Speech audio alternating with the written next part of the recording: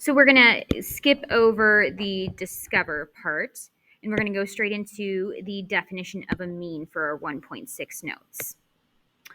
The definition of a mean is just another word for average. The average of numbers. So the mean or average of a set of numbers is one measure of the set's center or middle. It is the sum of the values divided by the number of values. For example, if Peyton Manning threw a football 85 times for 769 yards total, then he averaged 9.05 yards per throw. The average tells us that Manning could have achieved this same total by throwing a perfectly consistent 9.05 yards per throw. But that's not necessarily what happened because some throws were likely shorter or longer than 9.05. So the average is a redistribution of the set of numbers equally. And we have a visual of this in example 1. This one says, and then also one thing to point out, when it says the sum, that just means that we add. For example 1, the graph shows the enrollment in Chicago community colleges in 2014. What is the average enrollment? So if we look at this, we've got all of these different colleges and we have what their enrollment was for each one. If we want to find the average, we would add all of these up. So we would add them up. And if we add all of them up, we end up getting 100,313. We're going to divide by how many there are total. So we see that there's 1, 2, 3, 4, 5, 6, 7 total. So we end up with 14,330.4, or approximately 14,330 students. Now the math here that we did was just to find the average. One thing that I'm going to have us do though is look at how this visually shows us the average with this bar graph. So the average is actually shown with this dotted line across here. And if we look at it, it's about at 14,300 or so, or almost at 15,000. So it makes sense that that's our average. Now, if we look at how much the bars are above the line, so there are 3 bars that are above the line. And if we look at the bars that are below the line,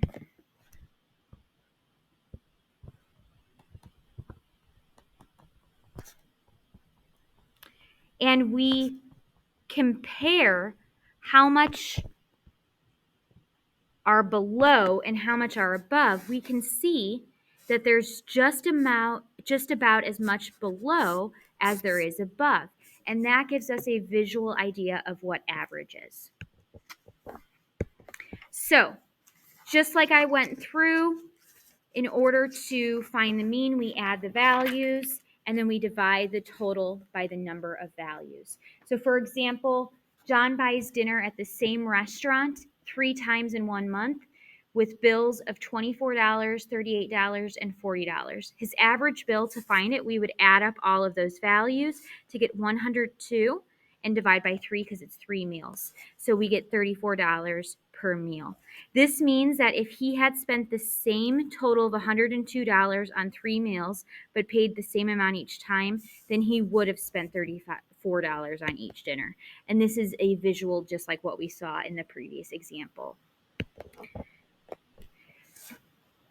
This also gives us another visual of what the balancing point looks like. If we look at our 24, 38, and 40, and we imagine how it would be weighed on a teeter-totter, and there were 2 people, one at 38, one at 40, then the 24 would balance, and you would have your balancing point at 34. All right, for example 3, 8 servers work at a restaurant and they earn the following tips on a particular night, and they're all listed right here. If their practice is to evenly share their tips, how much should each server receive? So what we would do is we would add all of those up, and we would get $704.25. It says there are 8 servers. You could just use that, or you could count how many numbers that we have. We have 8.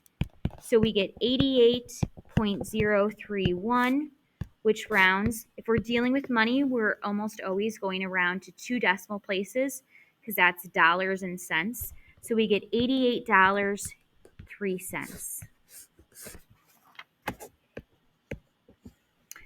2 months into a biology course, Erin has taken 3 quizzes with these scores, and it's out of 10 points for each of the quizzes.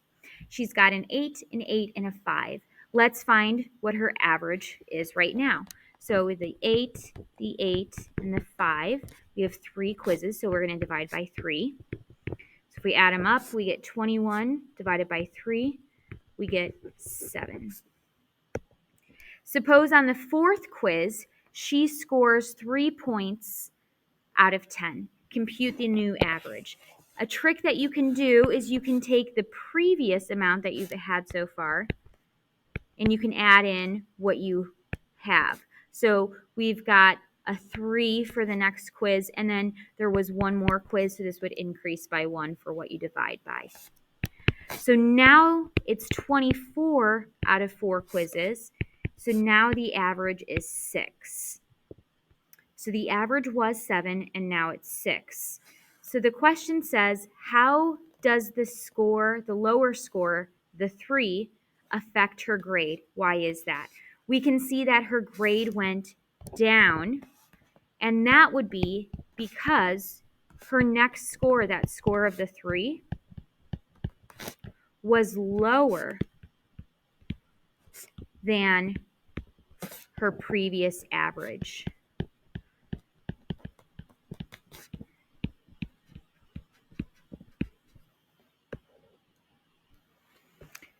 For number 5, it says Reba scored the following on her first 4 exams: an 83, 87, 78, and 80. What is her current average? Okay, so to find the average, we're just going to take and add up all of the scores and then divide by how many we have, which is 4. If we add it up, we get 328 divided by 4, so we get 82. For part B, it says, if there are a total of 5 exams, what score must Reba receive on her last exam to have an overall average of an 80? So on this one, you are not finding an average. Instead, you're finding a missing value to give you an actual average. So you're going to do things a little bit differently for this. And I'm going to write out the steps. Step 1 is to find the total points needed. And in order to find the total points needed, you're going to take the wanted average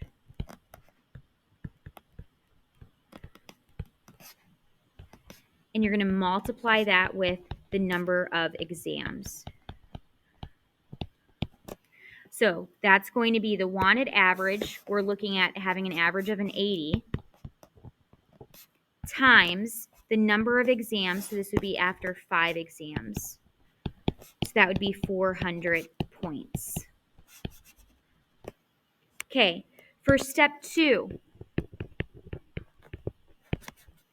you are going to take the points needed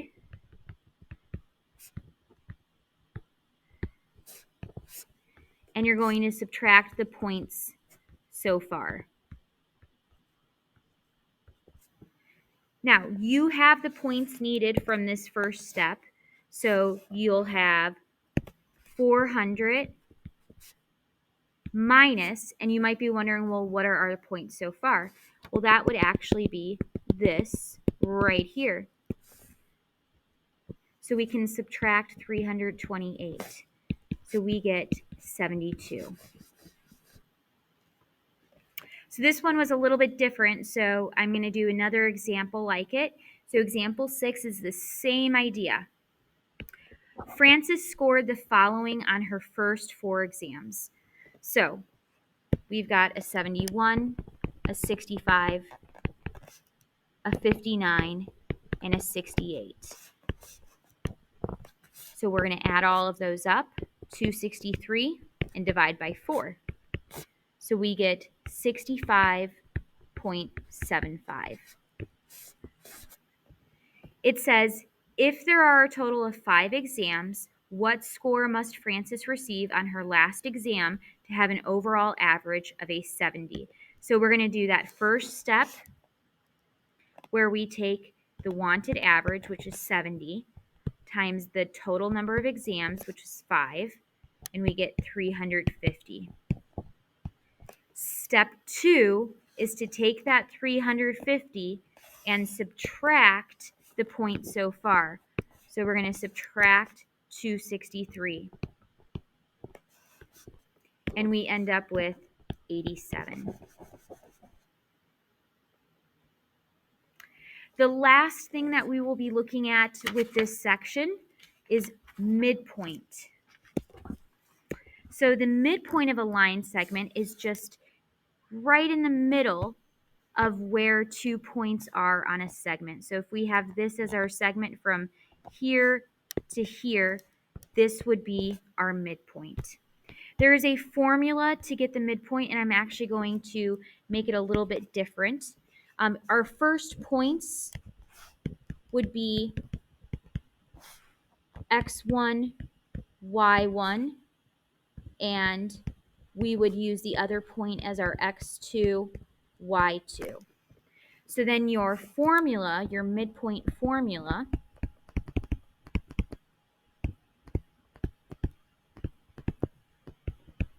would be x1 plus x2 divided by 2, y1 plus y2 divided by 2.